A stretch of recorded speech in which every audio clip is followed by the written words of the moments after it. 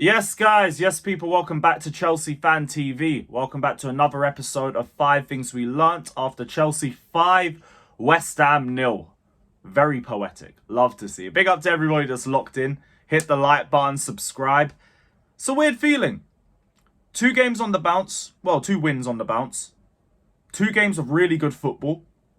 I know people are going to ask the question, have we finally turned the corner? We're going to delve into everything in today's video, so stay tuned for that. But before we start, we do have to shout out the sponsors. Big up to Match Bingo. This is Bingo over Twist. Instead of numbers, you are making bets on fouls, goals, offsides, and other big moments on the pitch as the game goes. Games are capped at £2, so you don't have to worry about being responsible. They offer free games as well if you just want to try it out for a small period of time. And 35% of all profits made goes to Stroke Association. So it's also kind of going towards a good cause. So get involved, guys. The link is in the description. Click the app, download it right now and join in with us and join in with all the fun. Big up to everybody that's in here. Hit the like button and subscribe while you're down there as well. Sub to my personal channel if you haven't done so. Link is in the title. Should be in the description as well. And yeah, what a game. What a game. For the second game in a row, we're on to them from minute 1 and we just never let go. We never let go of them. We never released our stranglehold on West Ham.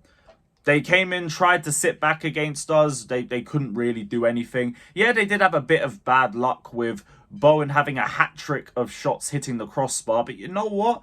It's good for luck to be on our side. For once. It's good for luck to be on our side. But we yet again set up with Cucurella inverted, and yet again it helped us completely dominate the midfield. And my first point is just like, how did it take us this long to start doing this? It's crazy even that it took us to being 2-0 down against Aston Villa just to try something that we tried in pre-season. And we did really well with in pre-season as well. I think we even did it in the Liverpool game, to be honest. I was watching a little bit of that back, and we had Colwell doing the inverted role from left back. So, how's it taking this long? Better late than never and everything, but it does feel like it's a little bit too late. Feels like it's a little bit too late. But again, it also depends on the next 3 games, because let's say Man United drop more points. God willing, Palace do something for us today. Newcastle, Man United, we need a draw in that game as well. We might be able to climb over the pair of them and somehow get into the Europa League by the end of this season. Which, if you told me that a month ago, I would have called you a liar. Like, I gave up after the Sheffield United and Burnley draws because they're the bottom 2, mate.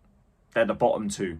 And we dropped points to the pair of them. But I think I personally underestimated how inconsistent the race for Europa is. Because we've been in top 4 races before. We already know what it's like, especially when you get to running.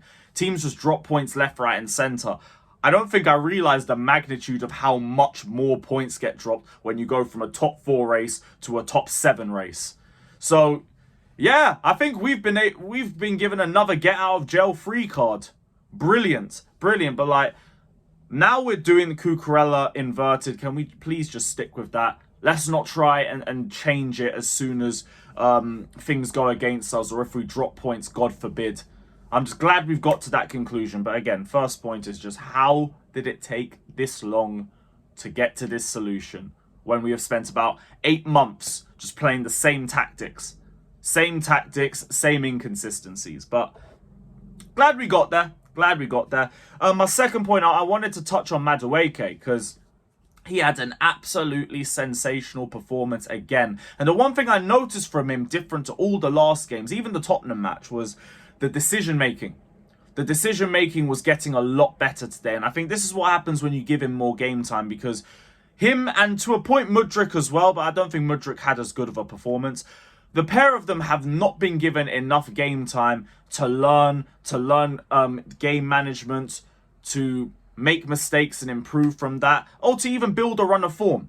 We keep taking Mudryk in and out of the team. We keep taking Madueke in and out of the team. And now, thankfully, they've got a bit more minutes. They've got more starts over the last few games. And I do think injury is the main reason for it. But it's given them opportunities. And you've seen how it's improved Madueke. Before, He'd take ages to release the ball. Now he's releasing it at the right moments, and he was key in so many goals. He was part of the build-up play for the first. He was part of the build-up play for the second. I think the fourth, yeah, he got the assist for the fourth goal too, and he was a constant nuisance to West Ham. The dribbling, it goes without saying, like, that's always been his best attribute. His only problem has been, yet again, the decision making. Do you know when to release? Do you know when to make the pass? Do you make the pass? Do you go for the shot? Can you try use your weak foot a little bit more? Now he's starting to do all of those things. So it's great to see the improvement from him in an individual level. And let's just hope it continues, because I don't know if Sterling's going to be in a position where he's going to be able to start. And I don't even think he really should at this point. Like, I don't think the entire squad should change right now, except maybe if Gusto is a bit more fit by Nottingham Forest, you bring him back into the team. Bar that, no changes. What is working is working. Don't change it. Don't change it. But for Madueke, it's great to see him involved in a lot of the goals. It's great to see his decision-making improve. Speaking of build-up play as well, though, it leads me on to my next point. Chalobah. Just the pass by itself for the fourth goal was excellent. But some of the passing from him, even in the first half, was just brilliant. And it again led to more goals. The first goal, him and Noni were the ones linking up before Cole Palmer takes a shot. Him at right back, he's starting to feel a bit more comfortable in that position. And the consistency that this guy brings it's ridiculous. I genuinely feel like this is the exact same Chalobah from last season. And it's great to see. It's just, I really hope we don't get rid of him. And I've been saying this for a while now. He's one of the few players who actually has the experience of being around Chelsea when we were Chelsea. When we still had the mindset and the mentality of a big club going for trophies. And you need players with that mindset in the team. Like, forget the ability. The ability speaks for itself with Chalobah at this point. But the mindset, the mentality, I don't think we should get rid of someone like that. And it's a shame if we do. Like, I know we have to, like, raise funds and everything for the PSR rules, but ideally not him. Ideally not him. There's plenty of other Cobham graduates we can get rid of, but I would like to see us keep Chalobah. Like, he's always consistently giving you 7 out of 10 performances. So we'll see if we keep him. But it's yet another great performance with Chalobah. And yeah, it's good to see from him. Fourth point. I just wanted to make this point because I just wanted to dead this debate right now, because I'm seeing this tired narrative of, oh, do we play better without Enzo Fernandez doing the rounds? Get in the bin. Please get in the bin, because this is so tiring. Like, I said this before, I think after the Aston Villa game, I think. But no, it's not Enzo Fernandez that is the difference maker in this team. Or if it is, I'll meet you halfway. Playing without an injured Enzo Fernandez is benefiting us. So, yeah, to a point we play better without Enzo, but because Enzo has been playing injured for 6 months. And that's the thing that people are really trying to make you forget about. Man had a hernia injury from about November, December. A groin injury, which impacts your ability to run, your ability to turn, and especially when Poch is having you doing shuttle runs and he's doing left wing and second striker shifts. Of course, he's going to be doing a lot of running. So, no wonder we don't have Enzo playing at his best. Also, again, Gallagher is out of the 10, so I'm not solely relying on him for creativity, because that is not his bag. And that is why we are playing better. There you go. Like, we really need to dead this tired argument that we're playing better without Enzo Fernandez, because it's just because he's not fit. And if people think that it's the other case, then can't help you. But my last point is Nottingham Forest. You cannot drop points there. Like, we have done so well over the last 2 or 3 games. We can't throw all of that out the window by dropping more points. Forest will probably be the toughest team that we play now towards the end of the season, because Bournemouth will likely be on the beach. Brighton, to be fair, Brighton in itself will be difficult. We're basically their cup final. But yeah, Nottingham Forest will be difficult regardless. It will still be a problem for us, because they're trying to fight the drop. They're a little bit more difficult at home. God forbid they do the double over us. I forgot they even beat us last season.